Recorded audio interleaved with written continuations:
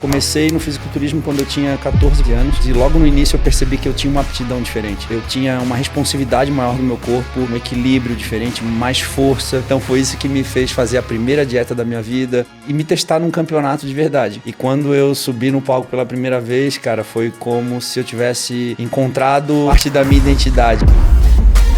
Finalist comes to us from Brazil, Eduardo Correa. O maior atleta da história do fisiculturismo brasileiro, ter o número de títulos conquistados, ter o número de participações no Mister Olímpia. Eu relei assim no ombro dele, parecia titânio, cara. Um dos maiores atletas da história do fisiculturismo mundial. Eu cumprimentei o cara e recebi 200 de testosterona. Eu vim pra São Paulo pra competir a seletiva do Mister Universo. Eu ainda tinha 19 anos e eu era categoria júnior. Venci e me classifiquei pro Mister Universo na Inglaterra. Fui pro Campeonato Mundial na Coreia. Venci o campeonato, adquiri o direito de me profissionalizar. Venci meu campeonato profissional na estreia. Eu fui o 9º atleta da história a fazer esse feito. Resolvi ir pros Estados Unidos para tentar conhecer um pouco mais do meu esporte, onde eu pude entender o que era o fisiculturismo de fato, como que era esse mercado, como que funcionava, quanto de receita girava isso. Eu comecei a entender o fisiculturismo de uma forma mais técnica, vamos dizer assim, não como tão negócio também. Não, como negócio, não tão romântica assim, eu não romantizava muito. 2013 foi o auge da minha carreira. Eu tava vivendo um sonho de estar 10 dias do Mister Olímpia na melhor forma da minha vida. Muito provavelmente eu poderia ter sido campeão. Só que eu tava com o tríceps completamente rompido. Os médicos falaram que eu corria o risco de perder movimento do braço em cima do palco. Cara, e quando eu vejo a minha apresentação, foi uma apresentação linda e ninguém poderia imaginar que eu tivesse com o braço literalmente pendurado naquela noite, cara. Existem momentos da vida em que tu vai se deparar com dificuldades e obstáculos. Automaticamente tu vai se perguntar, o que eu tô fazendo aqui? E se tu não tem os objetivos e as metas e a tua motivação muito bem definida e clara, tu não vai saber responder essa pergunta. O Eduardo Correa é o maior atleta da história do fisiculturismo do Brasil, 8 vezes finalista do Mister Olímpia, a maior competição da categoria no mundo, conhecida por lançar grandes nomes como Arnold Schwarzenegger e Chris Bumstead. Neste episódio especial, gravado no centro de treinamento do grupo Suplay, o Correa contou sua trajetória, suas conquistas, aprendizados e desafios como atleta profissional e pude comprovar porque ele é amplamente reconhecido por seu mindset, foco e disciplina, características de atletas de alta performance que transcendem o esporte e se aplicam em diversas áreas da vida pessoal e profissional. Fala pessoal, o episódio de hoje foi uma gravação especial no centro de treinamento do grupo Suplay e além de entrevistar o Edu Correa, eu tive a oportunidade de treinar com ele e aprender de perto como é a técnica e o conhecimento do maior atleta da história do fisiculturismo brasileiro. E quem me salvou não foram os meus músculos, foi o guarda-roupa completo da Insider, que foi essencial para trazer a praticidade e a tecnologia para eu poder gravar o podcast e depois fazer o treino de musculação usando um guarda-roupa 100% da marca, com a Tech T-shirt, a calça Hybrid Jogger, a meia Spectrum e a cueca Performance. Agora, a dica imperdível é que abril é o mês de aniversário da Insider e quem comemora são os clientes, pois com o meu cupom TALKSBYLEO, junto com os descontos do site, você pode ter até 30% off. Você pode também clicar no link da descrição ou do comentário fixado, que o desconto será aplicado automaticamente no checkout. Então, não perca tempo e renove seu guarda-roupa com a Insider. Além dos produtos com tecnologia, praticidade e durabilidade, você apoia o Talks by Léo a continuar inovando e trazendo conversas incríveis. Vamos pro episódio. Edu, queria agradecer a sua presença no meu podcast. É um prazer estar gravando aqui no centro de treinamento da marca que te patrocina, Max Titanium. Te admiro muito e obrigado, viu, por aceitar o convite. Léo, eu que te agradeço, irmão. Obrigado. E pra mim é uma honra muito grande poder estar dividindo com a tua audiência aqui um pouquinho da minha história e um pouquinho desse legado que a gente construiu ao longo dos anos aí, né? Muito legal, Edu. Primeiro, né, a gente está num momento onde o mercado fitness cresceu muito, né, nos últimos anos, muito impulsionado pelo crescimento do mundo digital, de redes sociais que dão mais visibilidade, né, e trouxe todo esse mercado junto, né. Mas você veio de uma época, né, mais de 20 anos atrás, onde não se imaginava que no Brasil a gente teria um mercado dessas proporções de hoje, né. Cara, o que te levou a começar a praticar musculação e depois o esporte do fisiculturismo até você se tornar, com os anos que se passaram, o maior atleta da história do fisiculturismo do Brasil, até hoje pelo menos, 8 vezes finalista no Olímpia, né? O que te levou a começar? Cara, primeiro que eu nunca imaginava que o fisiculturismo fosse tomar essas proporções, né? Porque quando eu comecei a a praticar o fisiculturismo, com certeza não foi motivado pelo hype nem pelo dinheiro, porque eram duas coisas inimagináveis dentro do nosso universo. Mas, na verdade, eu comecei pela paixão, pelo amor, pelo processo. Então, eu sempre fui um menino organizado, sempre fui muito metódico, e eu encontrei na musculação, no fisiculturismo, algo que eu poderia exercitar essas características. Então, é algo curioso, porque isso já era uma coisa que já pertencia a mim, o fato de ser organizado, disciplinado. E eu te confesso, cara, que não foi uma coisa planejada, sabe? Eu não comecei no fisiculturismo imaginando que eu fosse seguir uma carreira em que eu fosse conquistar as coisas. Eu comecei no fisiculturismo quando eu tinha 14 para 15 anos, com um grupo de 7 amigos, e logo no início eu percebi que eu tinha uma aptidão diferente, né? Eu tinha uma responsividade maior do meu corpo, eu tinha uma propriocepção diferente, um equilíbrio diferente, mais força. Eu tinha algumas valências que me tornavam diferentes deles. Ao longo do tempo, aconteceu o que nós esperávamos que acontecesse com um grupo de amigos. As pessoas foram saindo da academia e eu fui mantendo ali, e eu fui me relacionando com pessoas mais velhas que já praticavam há mais tempo. E foi aí que eu fui me apaixonando de verdade. Até que um dia eu resolvi competir no fisiculturismo, porque eu vinha de uma série de campeonatos de levantamento de peso, porque eu tinha muita força. Eu tinha um braço de alavanca muito forte e eu comecei a competir em levantamento de peso. Mas no final das contas, como qualquer menino de 17, 18 anos, eu não queria ser forte, eu queria parecer forte. Então foi isso que me fez fazer a primeira dieta da minha vida e me testar num campeonato de verdade. E quando eu subi no palco pela primeira vez, cara, foi como se eu tivesse encontrado parte da minha identidade ali. Eu me vi fazendo aquilo, e não só isso, eu também percebi que eu tinha uma aptidão para o esporte. E aí eu resolvi investir na minha aptidão, que foi o que me levou a seguir em frente. Eu acho que muita gente te conhece, mesmo no universo da audiência do meu podcast, e que é formado por muitos empreendedores, executivos, o pessoal do mundo de negócio em diversos segmentos, né? E tem muita gente que acompanha o esporte, né, do fisiculturismo, da musculação, não necessariamente por inspiração em ter fisicamente, né, o mesmo shape e tudo mais, mas muito pela disciplina e a rotina que vocês conseguem carregar por tempos tão prolongados, que tem um pouco de analogia com o que é construir um negócio, né? Que é por quanto tempo você tem a disciplina e por quantos anos até você chegar no resultado, né? O resultado não vem no curto prazo, né? Para você, né, a sua aptidão de você conseguir ter disciplina por longo prazo, ele foi o grande elemento de sucesso, você acha? Mais do que os fatores genéticos e predisposições naturais? Eu não tenho dúvida disso, eu não tenho dúvida, porque construir massa muscular é muito difícil. É um processo, como tu mesmo disse, é um processo demorado, onde tu precisa trabalhar muito e fazer as coisas que devem ser feitas sem ver um resultado imediato. Então é como se fosse um grande treinamento para um objetivo futuro. E para isso existe a motivação. Qual a motivação de um atleta, né? A gente tem que ter isso muito bem definido dentro da gente, porque existem momentos da vida em que irão acontecer coisas, tu vai se deparar com dificuldades e obstáculos, assim como um empreendedor, que automaticamente tu vai se perguntar, o que eu estou fazendo aqui?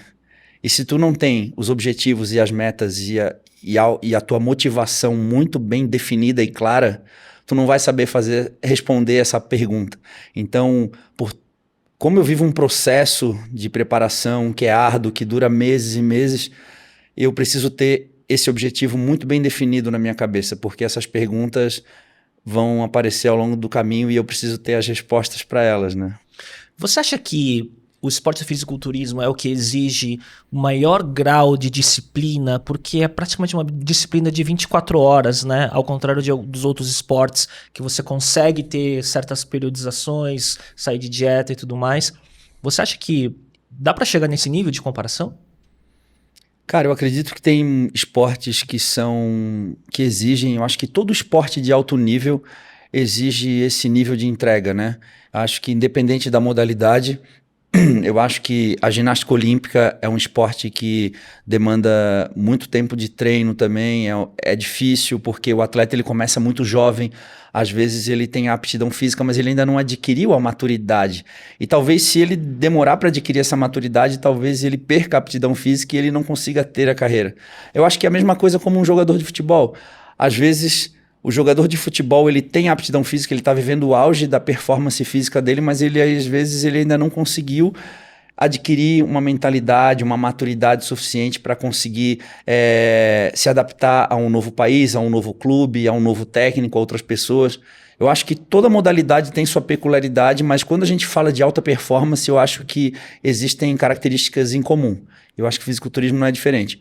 Só pelo fato da gente lidar com os extremos, né, da questão física, eu acho que isso fica mais evidente. Tu pega um atleta de fisiculturismo, por exemplo, há dias da competição, tu percebe no rosto dele as marcas do processo. Eu acho que isso que torna o fisiculturismo tão impactante aos olhos das pessoas, né? E eu acho que num primeiro momento é impactante, num segundo momento, se a pessoa persiste, né, acompanhando o conteúdo, começa a entender o que tem por trás, até chegar a um ponto de admiração, né, provavelmente, né, que pelo menos é o que é o meu caso, assim. É fascinante, porque existe o preconceito, né, Léo? Assim como em qualquer atividade em que exige um grau de interpretação, de informação, de conhecimento por parte das pessoas que não praticam ou que são de fora do meio, mas esse foi meu grande desafio da vida toda, né?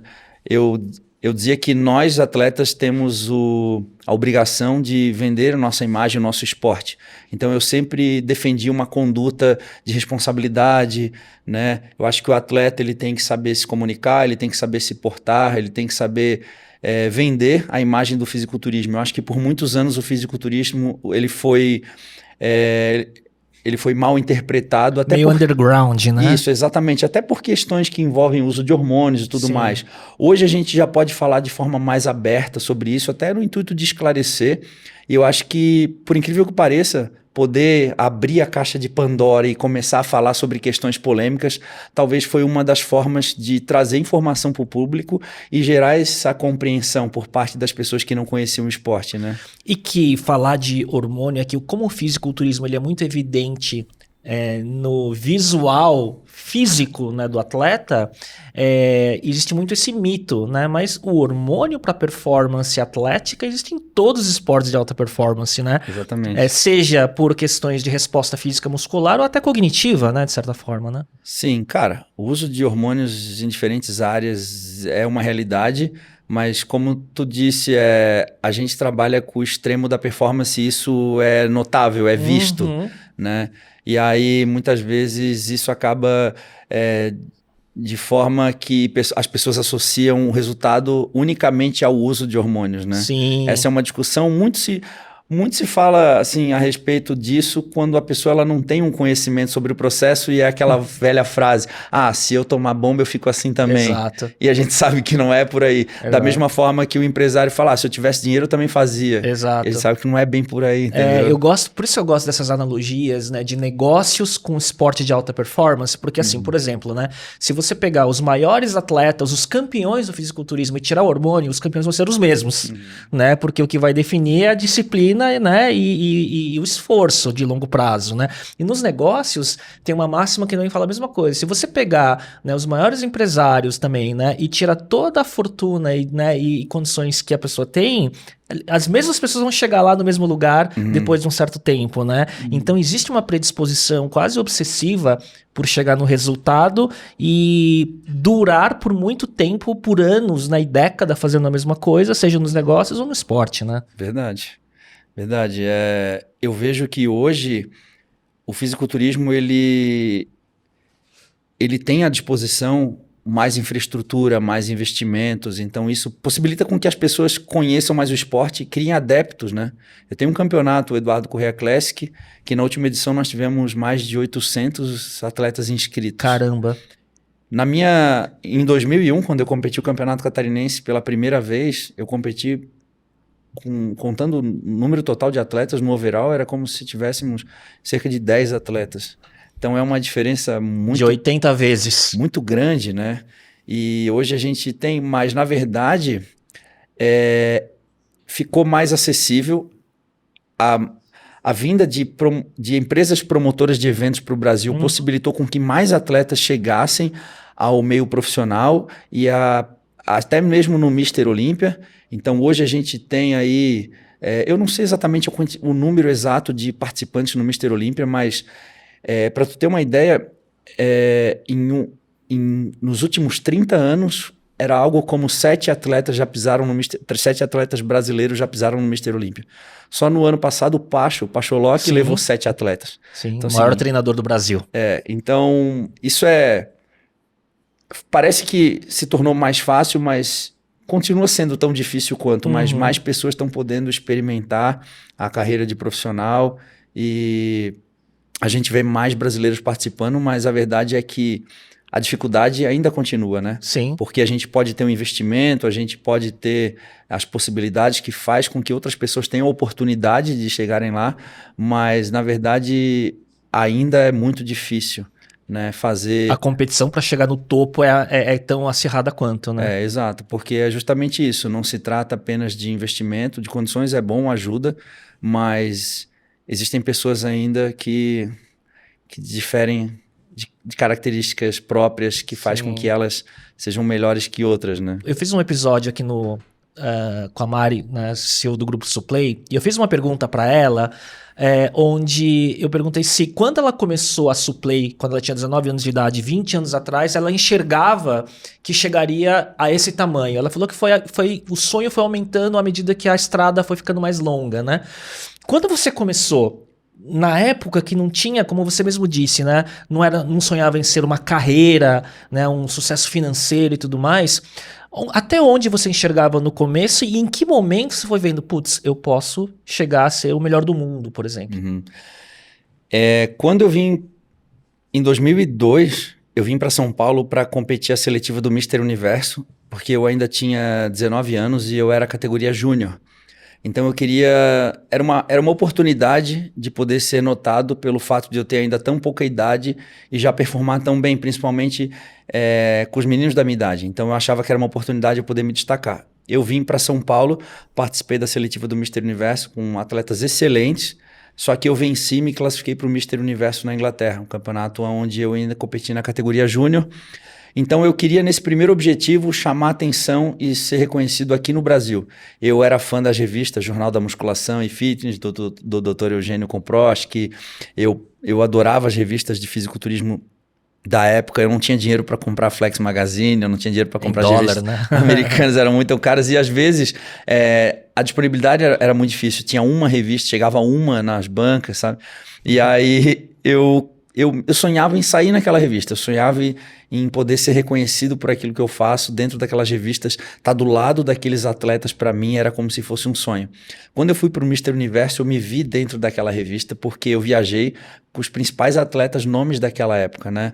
Era o Edson Prado, era Silvia Finocchi, Bispo, Gilberto Feitosa, Djalma Larocque, era uma delegação de brasileiros que eram os melhores da época, e eu tava ali, cara, começando a minha carreira como fã, com apenas 19 anos de idade, vivendo aquele sonho. Então, no primeiro momento, eu tava querendo me estabelecer, e eu era um dos atletas mais jovens com maior relevância na época. Eu tava vivendo o início da carreira e participando dessa transição de geração ali, né?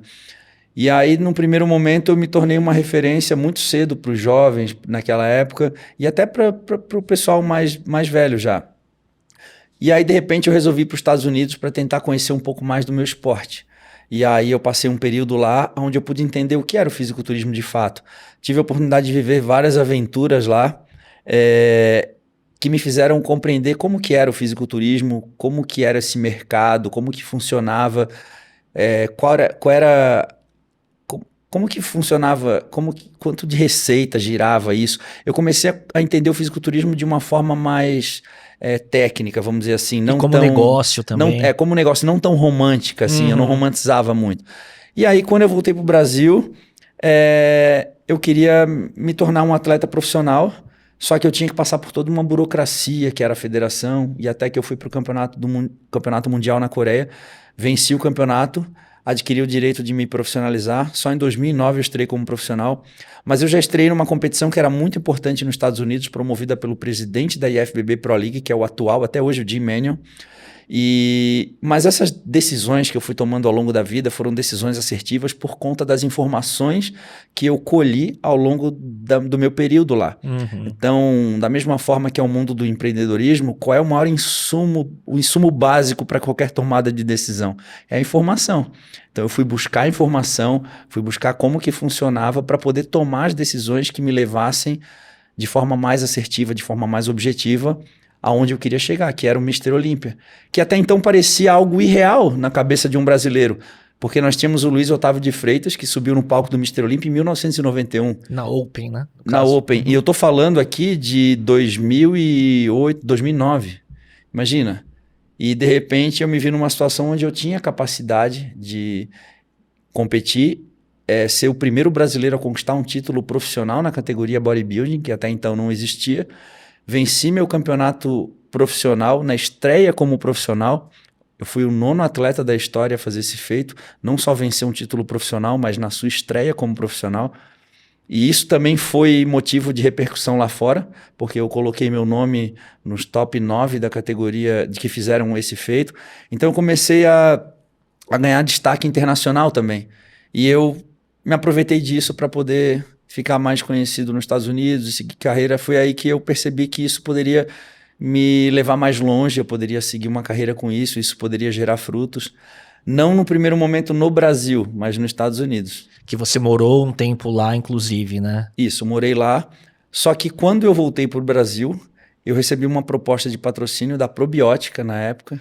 E aí... Na antiga gestão, meu primeiro contrato de patrocínio foi depois do Mr. Olímpia. Eu cheguei no Mr. Olímpia sem contrato de patrocínio. Caramba. Cheguei, basicamente, eu dava aula de personal e eu fui através de um projeto de incentivo à cultura e esporte do estado de Santa Catarina. Fiz todo o trâmite lá, prestação de contas, tudo certinho para poder viajar, passagem aérea. O Olímpia paga passagem aérea, né? Mas eles acabavam custeando a preparação e tudo mais. E aí eu consegui me preparar dessa forma, mas a verdade é que era muito difícil. E aí só depois que eu assinei meu primeiro contrato de patrocínio que eu percebi que ali eu poderia pensar a longo prazo sobre o fisiculturismo. Mas a verdade é que as coisas foram acontecendo. Eu não fui premeditando, sabe? Então, mas assim, né, acontecendo, mas com esse grau de... Mesmo que era no momento, mas era informação, execução... né? E você agir com o melhor que você podia naquele momento, né? E aí você foi seguindo por anos, assim, né? Léo, e assim, ó, hoje, um menino que sonha em ser fisiculturista, talvez seja mais fácil para ele conseguir visualizar uma carreira, oportunidades. Hoje a gente tem aí um investimento muito grande na time de base. A gente tem as próprias redes sociais que ajudam com que o atleta gere sua própria audiência, sua própria receita, muitas vezes independente das empresas. Na época eu não tinha muita oportunidade, eu não tinha como diversificar minha renda, não tinha nem renda para diversificar, então era muito difícil. O atleta ele dependia das revistas, era muito lento, eu não conseguia formar opinião, né? Então eu vim de uma época que o atleta não enxergava a rede social como oportunidade. Para mim ainda era tudo muito novo, sabe? Tanto que na minha geração, os atletas que tiveram contato com rede social, alguns deles nem conseguiram enxergar isso como uma oportunidade. E outros enxergavam com maus olhos, porque na cabeça de um atleta old school, Sim. Eles entendiam que, na maior parte deles, eles entendiam que tudo que distanciava eles do treino e da dieta e da rotina era algo prejudicial. E aí os poucos que foram entendendo que era uma necessidade, que existia uma demanda ali, e o atleta tinha que viver... Ele tinha que gerar receita, ele não era só um atleta, Sim. Ele precisava movimentar. Criar audiência. Audiência, converter em vendas. Engajamento. Então, é isso. E aí, alguns poucos atletas daquela época conseguiram se perpetuar e se transformar, mas a maior parte foi dando lugar a uma nova geração. Sabe? Hoje, eu acho que, assim como em vários esportes ou carreiras, e não só no esporte, eu acho que o público mais jovem, principalmente de geração Z e tudo mais, né? começam com uma referência do sucesso e do sucesso financeiro também, numa visão muito de curto prazo, né? Eu vejo até que o esporte do fisiculturismo, hoje muita gente entra já sonhando alto, né? Em patrocínio, em faturamento e tudo mais, né? Quando você, como você mesmo disse, né, começou e ao longo da trajetória, mesmo quando você já estava, né, no topo das competições, né, o sucesso financeiro não estava acompanhando proporcionalmente se a gente comparar com os tempos de hoje. Mas ao mesmo tempo, você pegou o final dessa curva e conseguiu, não sei se a palavra é se adaptar, talvez seja, né? Se reinventar e pegar essa onda enquanto você era profissional e agora em transição de carreira, né? Esse processo, né, de você se adaptar enquanto outros não se adaptaram, você acha que foi chave também para você? Cara, com certeza, com certeza. Que você poderia ser o cara old school, né, que tinha negado isso e ficado lá no seu canto, né? Sim, eu ainda sou um pouco assim, sabe? É um híbrido, né? Eu sou um híbrido. Eu não me considero um atleta da nova geração, até porque eu já tenho 43 anos, mas eu vivi diferentes eras, assim, do esporte, sabe? E uma das coisas que eu gosto de medir a evolução do nosso esporte, principalmente aqui no Brasil, é as feiras do Arnold Classic, né? Eu participei das 10 feiras, porque a gente não teve as edições da pandemia, então aí foram mais de 12 anos, eu participei das 10 edições e eu pude comparar o público, os atletas e as empresas, eu pude comparar assim como era no primeiro e como foi no último. Sim. E assim, cara, é algo surpreendente em todas as questões, receita, empresas, atletas, público, assim, tomou uma proporção gigante. Eu acho que isso refletiu um pouco da minha caminhada dentro do esporte, da Feira do Arnold, e isso mostra o reflexo da curva de evolução que a gente teve aqui. Eu estou num processo ainda de me reinventar, mas eu sobrevivo a todos esses anos, me mostrando para o público, claro que, e principalmente me tornando uma referência para os outros atletas, principalmente aqui do nosso time da Max, como eu fui assim no início da carreira, né, com o filme Like a Machine, um documentário onde eu lancei eles com quase como sem muita pretensão, eu achei que aquilo ia ser um vídeo para mim e acabou... Ou para uma bolha muito pequenininha, né? Uma bolha pequena e acabou se tornando um vídeo muito necessário para os atletas do meio, as pessoas assistem, me mandam mensagens até hoje. Foi um vídeo que eu lancei em 2012 e as pessoas têm disponível no YouTube, no canal do Jabaculê Filmes, que foi quem produziu o filme, e está lá disponível gratuitamente e as pessoas podem assistir com a família, porque ele comunica justamente isso, a disciplina, a resiliência. E na época eu achava que isso era uma coisa comum, sabe? E aí, de repente, eu já estava produzindo esse tipo de conteúdo lá atrás, em 2012, veja só, já faz mais de 13 anos. Sim. Aí, né? E aí tô até nos dias de hoje aí, agora eu quero escrever o livro do Like a Machine, estou escrevendo o livro já devo estar aí nos 80% do livro, quero lançar o livro, quero lançar um segundo documentário também, tenho mais de 3 anos de captação de imagem aí que nunca foram para o ar, e quero continuar contando a minha história, mas no sentido de inspirar os atletas e as pessoas, não só quem se inspirou no início, mas o próprio time. Eu tenho certeza que eu posso também me tornar uma boa referência para eles no que diz respeito à transição de carreira também, porque eu estou vivendo isso de uma forma inédita, digamos assim, né? Eu vivi o auge do esporte e agora estou vivendo essa transição e eu tenho certeza que eu posso me tornar uma referência para eles, assim como eu fui no início de carreira. E tô descobrindo, cara, aí como fazer isso. Ô Edu, você falou tudo isso, né? Mas eu quero só dar um passinho para trás, porque nessa fase do auge, né, você ainda, né, é a maior referência do esporte no Brasil em conquista, porque você chegou a 8 finais do Mr. Olímpia, que é a Copa do Mundo do fisiculturismo, né? E chegar a finais, você tá entre os top 10, né? Top 5, perdão, né, do mundo, né? Cara, 8 anos competindo nesse nível, quais são os seus maiores desafios para manter, mesmo você tendo essa característica nativa de disciplina, resiliência e propensão e aptidão, quais são os maiores desafios que você teve? Os meus desafios eles foram mudando ao longo da carreira. No início era financeiro, com certeza absoluta. Depois eu esbarrei nas lesões. E eu acho que as lesões foram, assim, os meus maiores obstáculos que eu enfrentei ao longo de todos os anos. Foram 12 cirurgias no total, que me fizeram parar em 2 momentos da carreira e me geraram bastante prejuízo estético, prejudicaram minha performance, mas foi aonde eu consegui tirar lições valiosas que talvez eu não tivesse experimentado se eu não tivesse vivido isso. Então, hoje, esse último final de semana, eu fiz um curso chamado Like a Machine Experience, que era com o objetivo de criar uma imersão aqui no CT da Max Titânio para um público muito restrito, eram apenas de 50, atletas? não, 50 pessoas dentre entusiastas, treinadores, praticantes, e o objetivo era fazer com que as pessoas imergissem aos anos do auge da minha carreira e pudessem reviver comigo e entenderem como que eu... O porquê que aconteceu e como que eu tornei isso uma oportunidade, como que eu saí desses obstáculos, quais as lições que eu tirei desses obstáculos e como eu consegui contorná-los para conseguir, mesmo depois de tudo isso, ainda performar. Então, e chegar a brigar pelos títulos, sabe? Porque o meu título, o meu melhor resultado no Mr. Olympia, que foi o 2º lugar em 2014, ele foi precedido de uma cirurgia do tríceps e uma ruptura do quadríceps, no intervalo de 11 meses. Eu tive que reconstruir o tendão do tríceps e tive que passar por um problema bem sério relacionado à ruptura do tendão do quadríceps. E aí eu mostro pra galera como que funciona, o que eu fiz, quais foram as adaptações, qual a minha percepção em relação à leitura do treino. Então, eu fui adquirindo essa percepção única através de todas essas experiências. Eu consegui extrair de todas as dificuldades lições que só poderiam ser feitas dessa forma. Então, eu acredito que isso é um grande diferencial.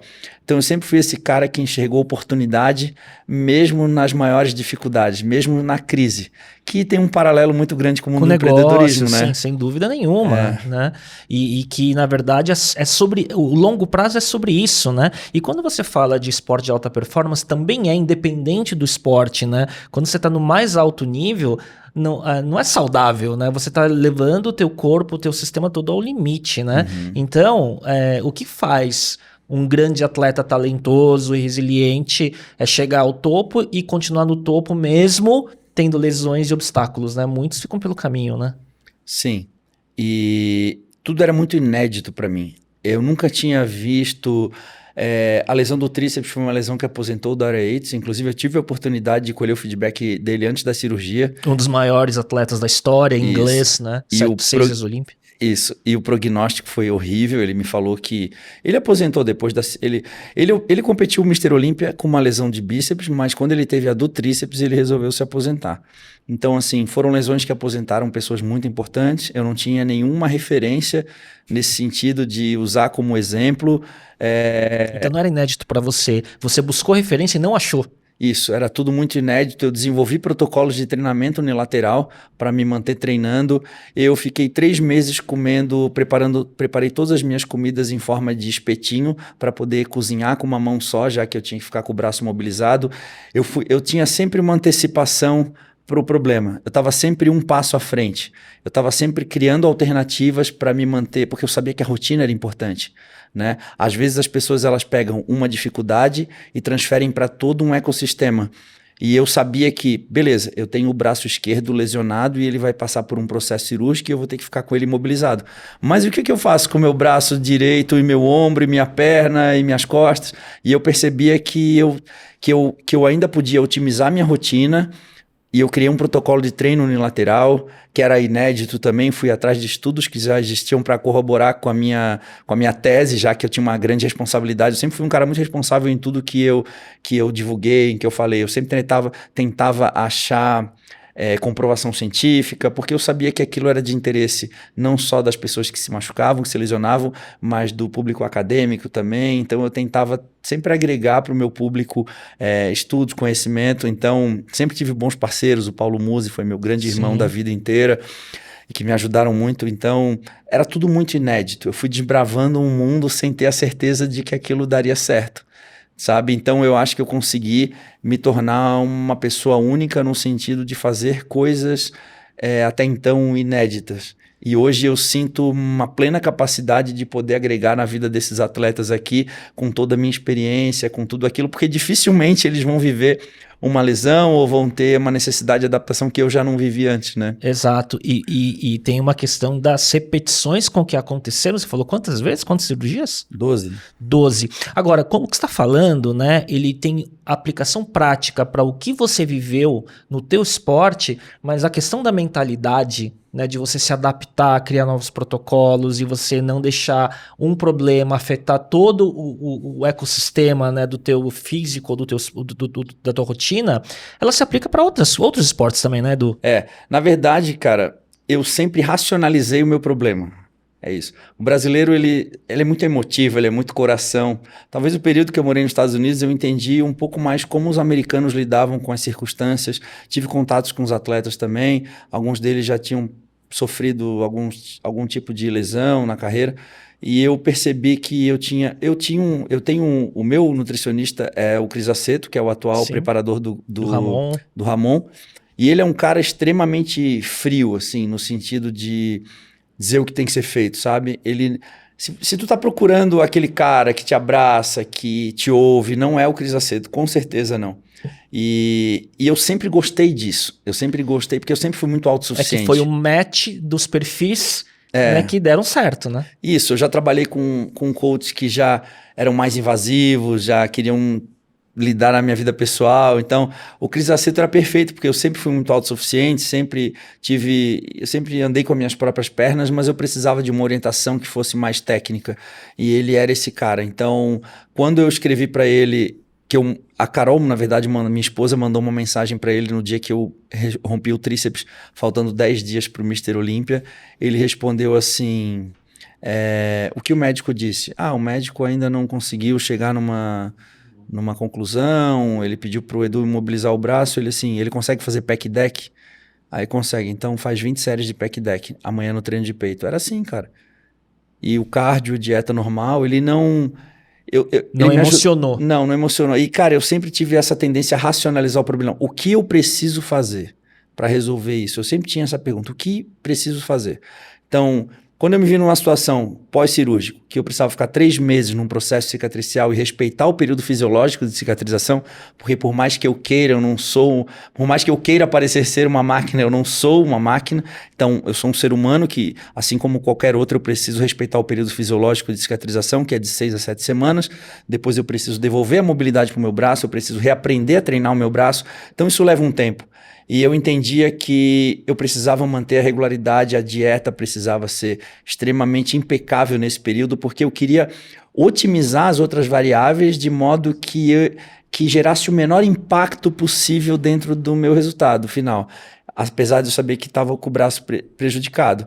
Então eu achava formas para me manter na rotina, entendeu? Diferente do que as pessoas fazem, que é justamente, já que eu tô com o braço machucado, então eu vou largar o resto também. Sim. E eu não, e eu depois usava... você recupera o todo, né? Isso, e eu usava isso como um pretexto para otimizar as outras variáveis e fazer com que eu tivesse ainda uma resposta melhor, metabolicamente falando, do meu membro operado. Porque se eu mantenho a dieta, eu diminuo a minha sensibilidade, eu aumento a minha sensibilidade à insulina, né?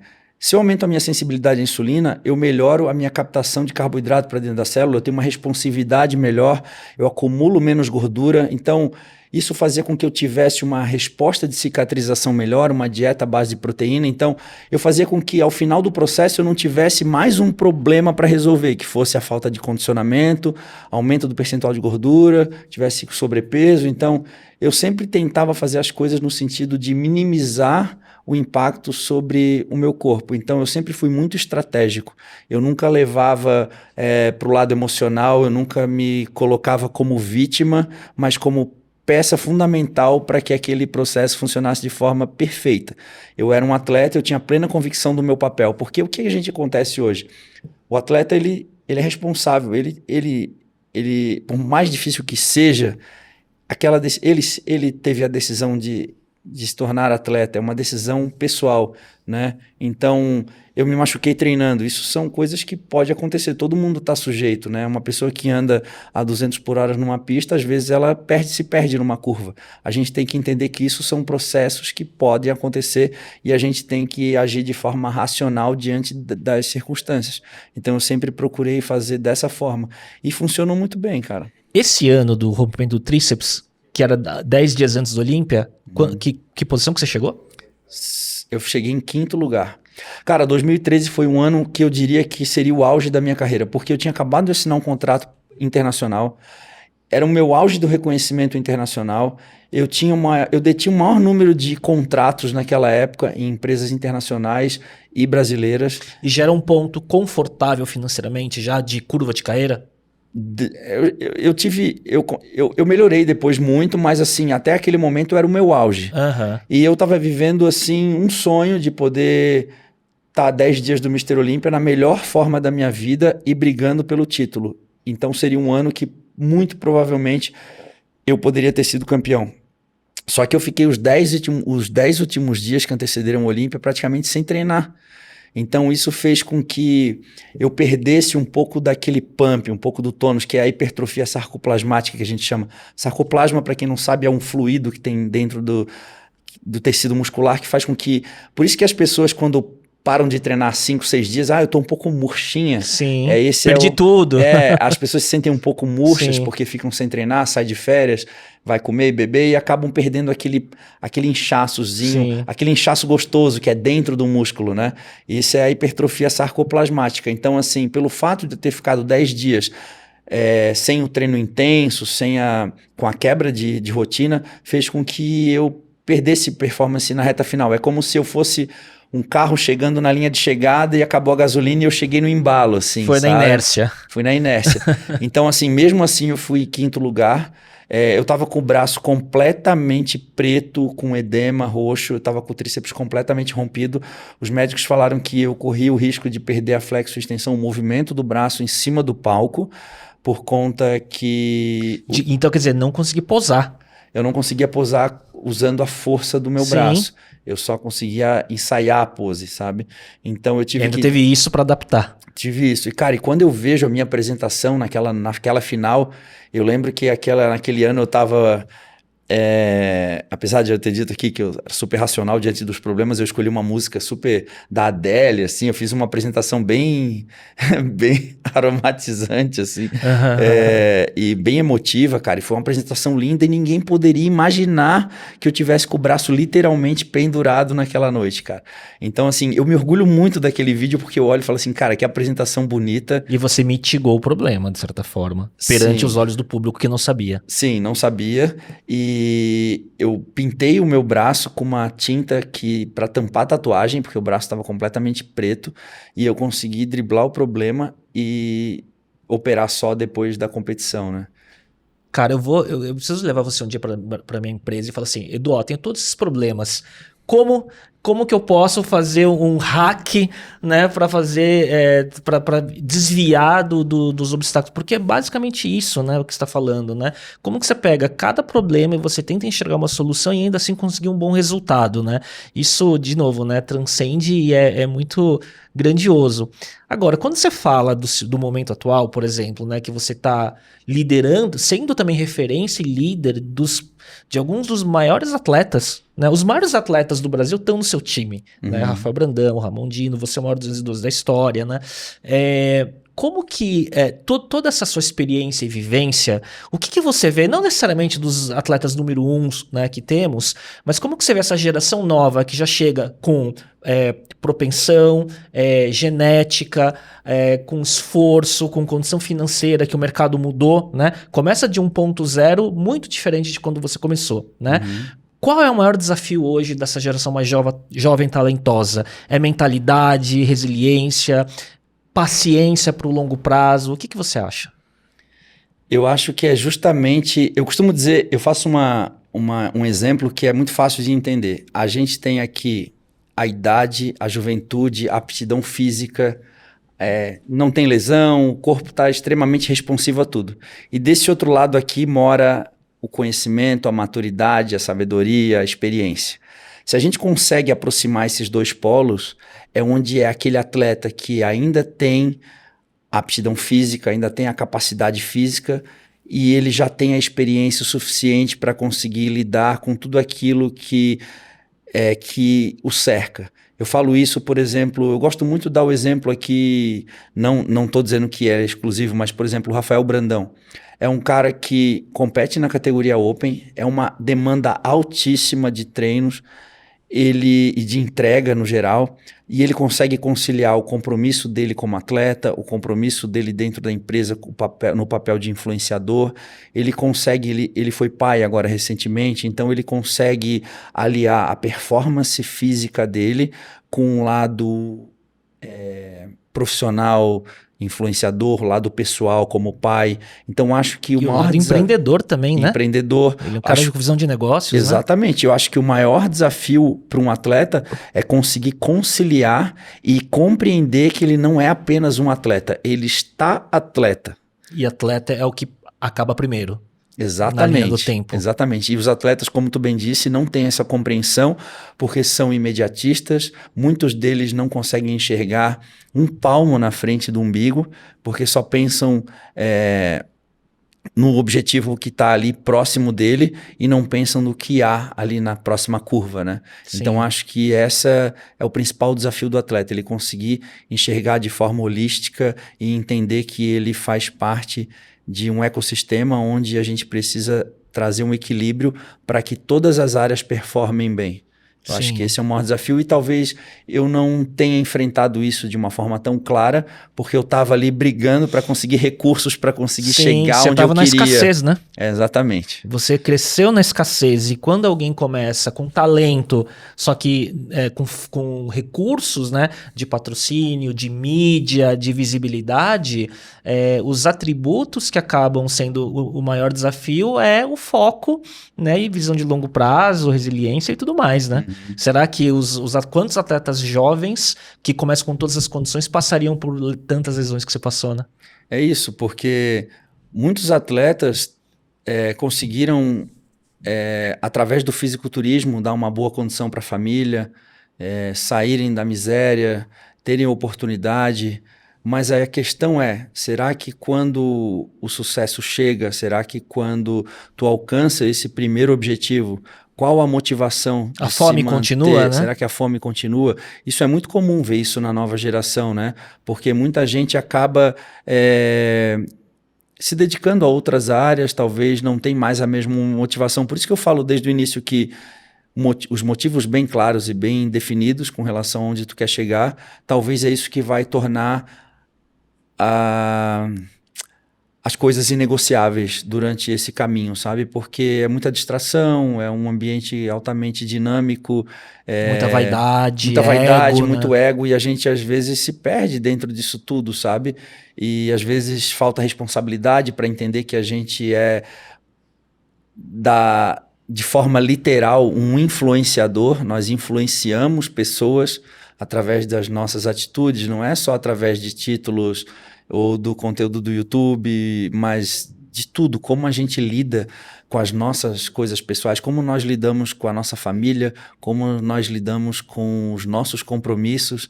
Eu acho que, bem, eu tenho uma filha pequena e eu sei que o maior poder de influência é o exemplo, né? Sim. Então, viver aquilo que a gente fala, eu acho que é a maior forma de conseguir influenciar pessoas. E é o que eu faço dentro do time. Muitas vezes eu me pego treinando, me dedicando, e eu percebo que eu influencio eles através do meu exemplo, porque eles ainda brincam, eu falo, pô, o Edu não compete mais, não está competindo e tá ali se dedicando, e tá sempre em forma, tá sempre se cuidando, sempre preocupado com tudo, sabe? Então eu acho que você acaba sendo meio que o Yoda dessa galera, assim, né? Da sabedoria, né? E como que você consegue... Só de estar presente, né? Eu acho que você deve ser acessado por inúmeros tipos de questões do time, né? Sim, cara. Mas eu acho isso um privilégio, Léo, porque, cara, tu poder ter o privilégio de poder passar isso para eles. Recentemente eu fiz uma viagem para os Estados Unidos com o Breno, que eu ia ficar 2 semanas, acabei ficando 3 semanas. E eu percebi que durante essas 3 viagens, a gente fez 3 estados diferentes, 3 competições, eu percebi que eu era importante em diversas coisas que eu nem imaginava quando eu saí daqui e encontrei ele no aeroporto. Eu nem imaginava que eu pudesse ser tão relevante em questões muito específicas, sabe? Desde um ajuste da sunga, a coloração da pele, a forma de posar. Ou logística. Tudo, cara. Porque dificilmente um atleta vai viver um problema que eu já não vivi antes, né? Então, assim, isso dá muito sentido para aquilo que eu fiz. Eu falo um privilégio porque isso dá muito sentido. Imagina se eu tivesse passado por tudo isso e eu não tivesse a oportunidade de poder, através de uma dica, às vezes o que eu falo para um atleta em apenas uma frase, demorou 10 anos para ser descoberto, sabe? Então é isso que eu acho que dá sentido para mim, é isso que me move ainda. Nossa, isso daí tem uma analogia, no mundo dos negócios, isso eu acho que eu ouvi mais de uma vez, que é assim, ó, o cara tava com um problema num avião, né, e só tinha um especialista no mundo que ele poderia contratar para resolver o problema do avião, e o especialista falou, cara, beleza, custa $100 mil para eu resolver seu problema. Aí contratou, o cara foi lá, olhou 2 minutos, pegou uma chave de fenda, apertou um parafuso e resolveu o problema. Aí o cara que contratou falou, cara, mas $100 mil pra você apertar um parafuso? Mas eu levei 30 anos para saber qual parafuso apertar. É isso, né? É exatamente isso, cara.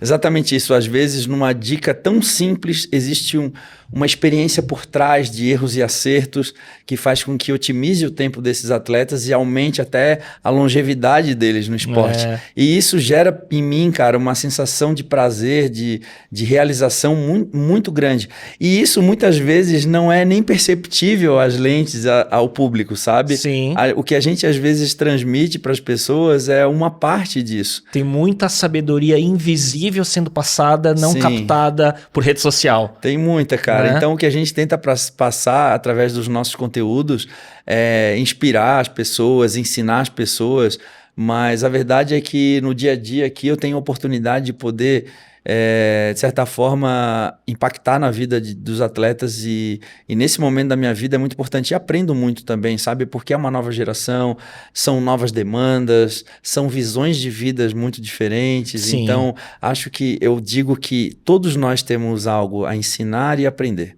Né? Sim. Então eu mesmo nessa posição de atleta mais experiente, eu ouço muito, eu aprendo muito, eu entendo muitas coisas que eu vejo eles fazendo e falando, faz sentido para mim, faz eu refletir, então isso é uma troca muito positiva. O que eu vejo, né, de tudo que você falou da carreira, da adaptação, de você pegar essa curva do mercado e você ter essa reinvenção, né, que está acontecendo e aprendendo, você é muito uma esponja, né? Você acha que tem uma característica muito de conseguir absorver o seu ambiente, fazer a leitura, incorporar o aprendizado, aplicar, mesmo nessa transição de carreira agora. E eu vendo, né, de novo, você falou lá atrás, eu não quis interromper, você falou, você fez o documentário Laika Machine lá atrás, né? Mais de 12 anos atrás, foi isso, né? 2012? 12, né? 13 anos. Eu já assisti 3, 4 vezes, que para mim é um vídeo motivacional até para negócio, né? De ver disciplina, resiliência e tudo mais, né? Mas eu vejo muito isso, né? Como que ao longo dessa trajetória toda você foi se adaptando à leitura daquele momento e se recolocando, né? Seja como atleta ou agora como líder de equipe, né? E o que você vê assim adiante, Edu, assim, nesse processo todo pós-atleta, né? Assim, porque o leque abre bastante, né? Sim, cara, eu me vejo podendo exercer essa autoridade, essa experiência, não só dentro do âmbito da musculação, mas também, como tu mesmo falou, fora da nossa bolha, através de outros públicos, né? A gente comentou em off aqui sobre o exemplo do Diego Ribas. Cara, eu tive a oportunidade de receber ele aqui, fizemos um podcast juntos e eu falei pra ele, cara, eu era muito teu fã como jogador já, mas eu virei muito mais teu fã depois que eu vi teu momento fora dos campos, porque... E ele me explicou que esse processo de reinvenção se veio já 3 anos antes de ele parar de jogar e poder ver essa transformação nele me motiva muito, sabe? Porque são histórias bastante parecidas, momentos de carreira parecido, e isso me encoraja a dar um próximo passo aí na minha vida como atleta. Eu acho que da mesma forma que eu fiz coisas inéditas, eu descobri errando e acertando, acho que a vida é isso. Acho que a vida é uma descoberta, a gente está sempre tentando melhorar, tentando descobrir, mas principalmente, cara, fazendo aquilo que nos faz feliz e realizado, sabe? Porque eu acho que o propósito ainda é a grande motivação. Acho que eu não vejo as oportunidades só medindo financeiramente se aquilo vai me trazer um resultado ou não. Eu enxergo como que aquilo ali, existe um propósito para a vida, eu quero deixar a minha marca no mundo, eu quero que a minha filha cresça e sinta orgulho do legado que o pai dela deixou, porque a gente não vai ficar aqui para sempre, né?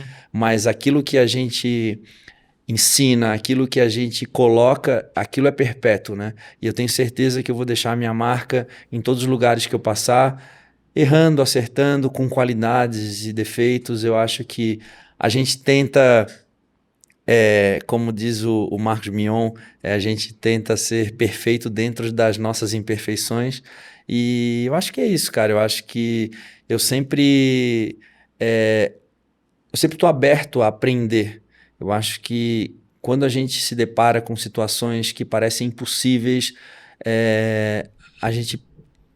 eu divido em etapas, sabe? É como um processo pós-cirúrgico.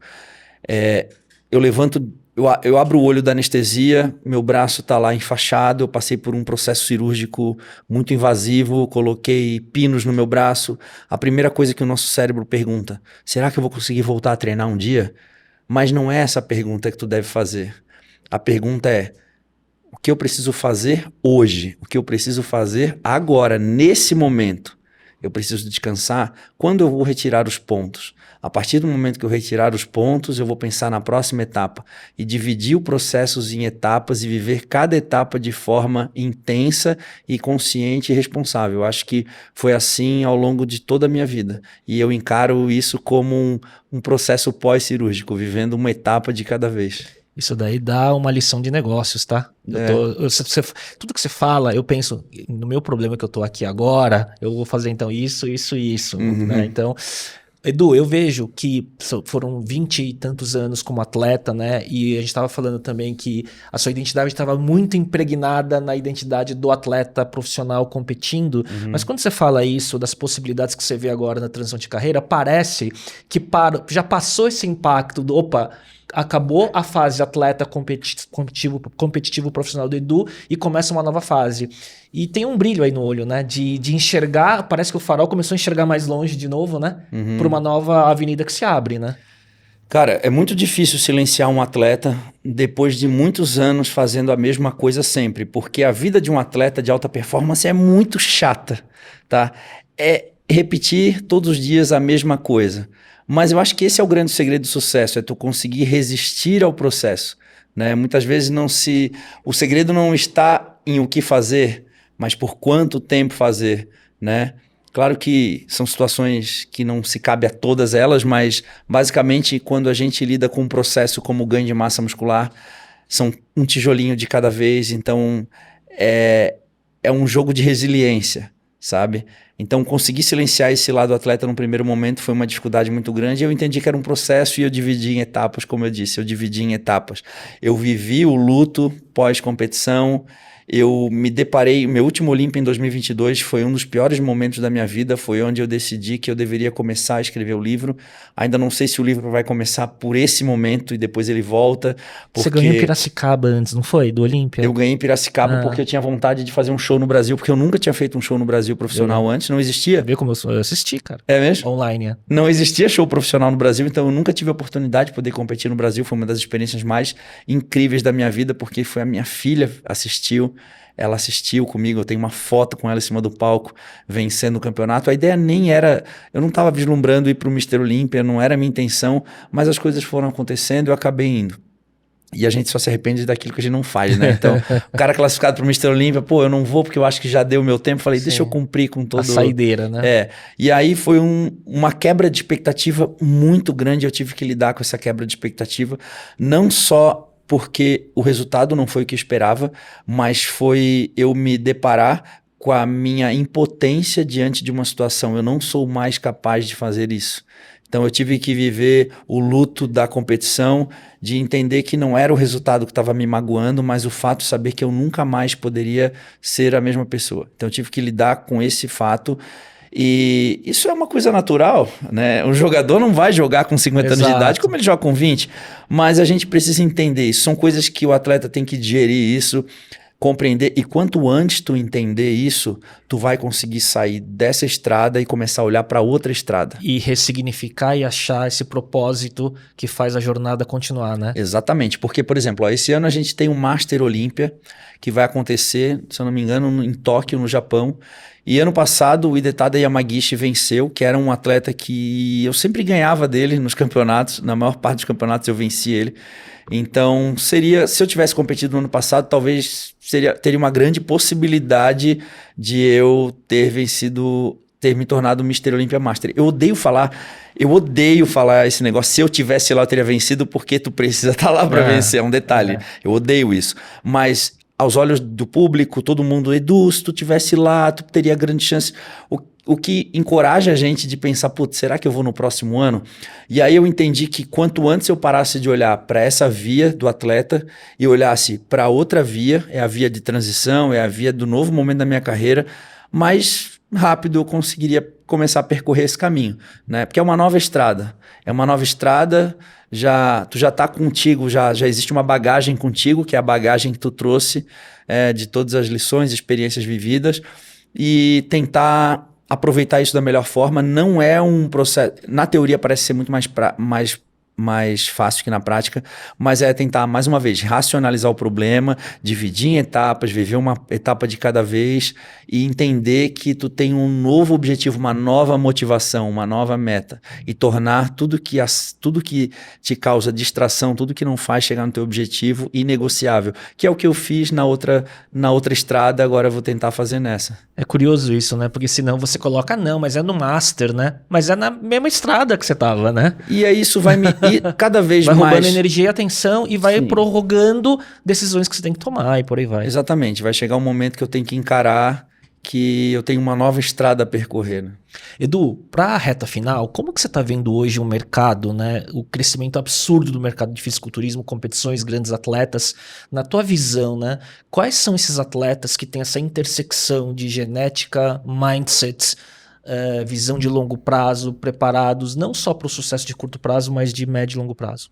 Quais os atletas? Isso, brasileiros principalmente. Cara, a gente tem alguns bons atletas, né? A gente tem, como eu disse, o Rafael Brandão é um grande exemplo para mim. É um dos atletas que sabe conciliar o lado empreendedor, é um cara que pensa no futuro, ele investe na família, ele investe no treino, ele toma as decisões baseadas naquilo que ele julga ser bom para ele. O Rafa, por mais novo que ele pareça ser, ele é mais novo que eu, ele é uma grande inspiração para mim. Ele permite com que eu participe da vida dele. No último Mr. Olympia a gente ficou junto lá. Eu não tinha nenhuma participação no time dele, nem tecnicamente, nem nada. Só tá no mesmo, mas tá no patrocinador, né? Tá junto com ele. Então tava ali eu e o Flex Lewis, que já competimos várias vezes um contra o outro, ali sentados conversando, enquanto o Rafa tava treinando ali com o Jorlan e com o Nil. Então poder estar junto, poder participar, viver isso é muito bom. O Tenente Breno, eu tive uma grande oportunidade de poder trabalhar com ele esse ano, conhecer mais a pessoa do Breno. Então uma pessoa incrível, um menino super responsável, com princípios e valores muito bem definidos. Eu acho que é um menino que tem também aí... tem a minha admiração e tem uma grande chance de se tornar um bom profissional, não só pela genética, porque ele não tem de longe a genética do Ramon, mas ele tem características únicas que podem fazer ele chegar lá. E, cara, todo mundo tem a sua característica aqui. Eu disse já em uma reunião que todos nós temos qualidades e defeitos, mas principalmente cada um daqui do nosso time carrega consigo algo que é único, né? Algo que é genuíno. Então... eu acho isso, pensando numa característica, pensando no time, eu acho isso super importante, porque a gente consegue fazer uma troca, fazer com que cada um consiga trazer o que tem de melhor de si, né? E aprender com aquilo que a gente precisa melhorar. Então acho que cada um tem algo a ensinar e aprender e contribuir dentro do time. Eu acho que é isso que faz com que o time da Max Titânio, principalmente, que é o time que eu mais convivo aqui, seja um time muito coeso, um time muito completo. E fora do time da Max, a gente tem um mercado de atletas aí aparecendo. O próprio Vitor Porto, que foi foi Da sua da categoria, minha categoria 212, né? foi um cara que apareceu nesse último ano, conseguindo um top 5 da categoria. Eu fiquei tão feliz porque finalmente a gente tem um representante aí depois do Felipe Moraes, que teve uma lesão agora, inclusive igual minha do tríceps também, e vai ficar um tempo aí de fora. Mas eu acho que esse quinto lugar do Vitor Porto também foi algo que trouxe notoriedade para ele. Eu espero que a gente consiga trazer de volta a importância, a relevância da categoria 212 para o Brasil, porque o Brasil é um grande celeiro de atletas 212, porque nós temos uma faixa de altura e peso muito... Predisposição Exatamente. do brasileiro, né? É uma faixa de peso e altura que cabe muito bem nessa característica dos brasileiros, atletas de média e baixa estatura. Então é um celeiro de atletas 212. Inclusive eu trabalho com o Gnomo, que foi prata da casa aqui, e eu tenho a oportunidade de poder preparar ele também, e eu acredito que a gente ainda vai ter muitas boas histórias. Existem histórias incríveis aí de pessoas que eu conheci muito novo, que é o João Marques, menino de Recife. Eu conheci ele na internet com 16 anos de idade e hoje ele está com 19 anos, está há 7 semanas do Arnold Classic Brasil. É uma grande promessa do fisiculturismo e todo ano, né, aparecem grandes atletas, mulheres principalmente, né? Esse é um mercado onde os homens ainda se destacam frente às mulheres, mas as campeãs são as mulheres, né? Mas as mulheres detêm os principais Os títulos, né? Exatamente. Exato, né? Então Eu já entrevistei a Fran, lembrar. inclusive no meu podcast. Já entrevistei a Isa. A Fran, a Isa e dentre tantas outras, a Ângela, enfim, existe aí um grupo grande. A gente só fala de homem todo o tempo, mas quem ganhou os títulos foram elas. Verdade, cara.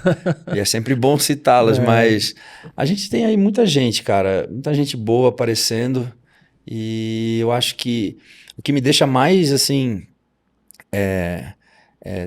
numa visão bem otimista, é que o nosso mercado ele está crescendo muito e os adeptos do nosso esporte também estão crescendo muito, né? O número de atletas... Nesse campeonato que eu realizo todo ano em Balneário Camboriú, a gente teve, como eu disse, 800 atletas inscritos e eu perguntei quem estava competindo pela primeira vez. Mais de 400 atletas levantaram a mão, ou seja... Entrantes no esporte, né? Exatamente. Isso faz a gente perceber que todo ano existe uma reincidência de pessoas novas, iniciantes, competindo pela primeira vez. Então o número de adeptos ao esporte cresce muito no Brasil. Então acho que da mesma forma que eu vi o Arnold Classic evoluir em 10 anos, eu acho que os próximos 10 anos também vão ser de grande crescimento em todas as áreas do fitness. E que te dá esse horizonte, né, dessa carreira agora. Agora, como eu vou estar daqui 10 anos? Com certeza prosperando no seu mindset, né, aplicado a ao novo ângulo dentro do esporte, de certa forma, né? Eu espero que sim. E acho que também furando a bolha, né? Eu espero que sim. E hoje eu tenho... Aqui dentro da Max eu tenho essa possibilidade de poder investir na minha nova carreira, né? A empresa ela possibilita isso, o Grupo Suplay, a Mariane investe na minha carreira, nessa nova fase da minha carreira. Eles entendem que eu posso contribuir não só mais como atleta, mas também em outras áreas, né? Eu sou um heavy user de suplementos, eu gosto muito de testar coisas, usar. Então, assim, seja no âmbito corporativo ali, seja como atleta, um mentor, eu sou um cara que gosta de participar, eu visto a camisa, eu tô sempre pronto a ajudar. Eu acho que é isso, eu acho que o time precisa disso, precisa de bons exemplos e a gente tenta sempre trazer o melhor da gente, né? Última pergunta, eu tenho uma curiosidade. Quais dicas universais que você talvez ainda faça parte da sua rotina, seja de alimentação, de sono, de suplementação, que você acha que cabe na rotina de alta performance de qualquer profissional?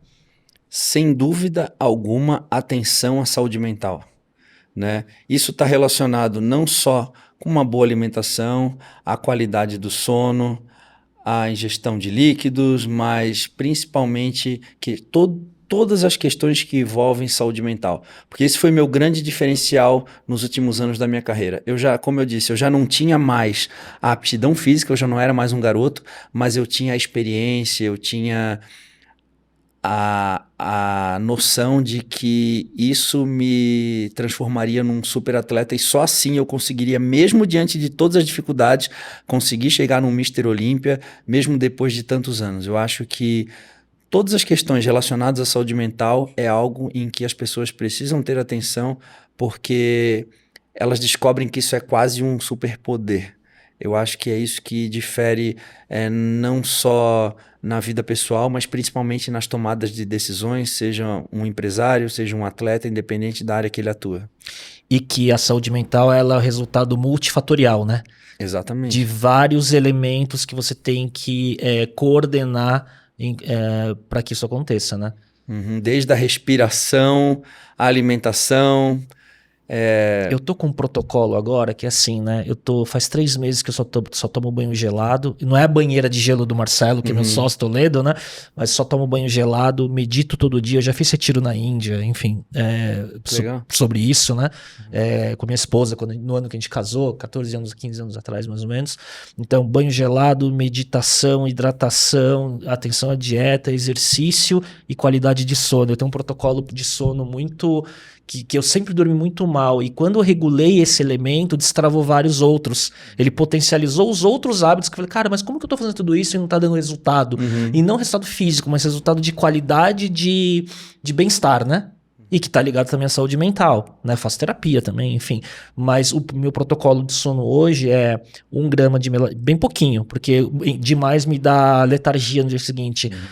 Melatonina, magnésio treonato, glicina, um pouquinho de ashwagandha, temperatura do quarto, venda nos olhos. Perfeito. E o atleta, ele ainda tem mais um agravante, porque como a maior parte faz utilização de hormônios, é muito difícil tu fazer com que um atleta entenda que é muito melhor investir na qualidade do sono, melhorar a qualidade do sono, do que aumentar 100 miligramas de testosterona, sabe? Então, assim, é muito mais difícil ele compreender isso, porque as pessoas, elas subestimam os resultados provenientes desses fatores, sabe? E é esse elemento que talvez seja o fator multiplicador do resultado dos outros elementos que já está aplicando. Sim, eles... As pessoas negligenciam isso, né? Porque, porra, como que... ele pediu para eu dormir 1 hora a mais, ele pediu para eu cuidar, fazer uma higiene do sono. Poxa, não é isso que o atleta quer ouvir, entendeu? Eu não lembro qual era o atleta que eu vi em algum podcast de fisiculturismo que falou exatamente isso. Esse ano eu quero passar de 8 para 9 horas de sono, alguma coisa desse tipo, né? Perguntaram, o que você mudou no seu protocolo? O sono. E é bem isso, né? E, de novo, é teste, né? Testa, aplica e vê o resultado, né? Exatamente. E como tu disse, é multifatorial. Então, qualidade do sono aliada a uma boa alimentação. Hoje em dia a gente tem muita informação também, né?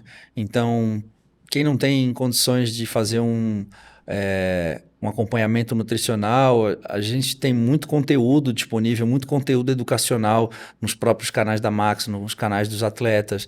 Então, hoje a gente tem aí uma oferta de conteúdos aí que faz com que as pessoas tenham uma noção, né, de cuidados básicos para se manterem saudáveis.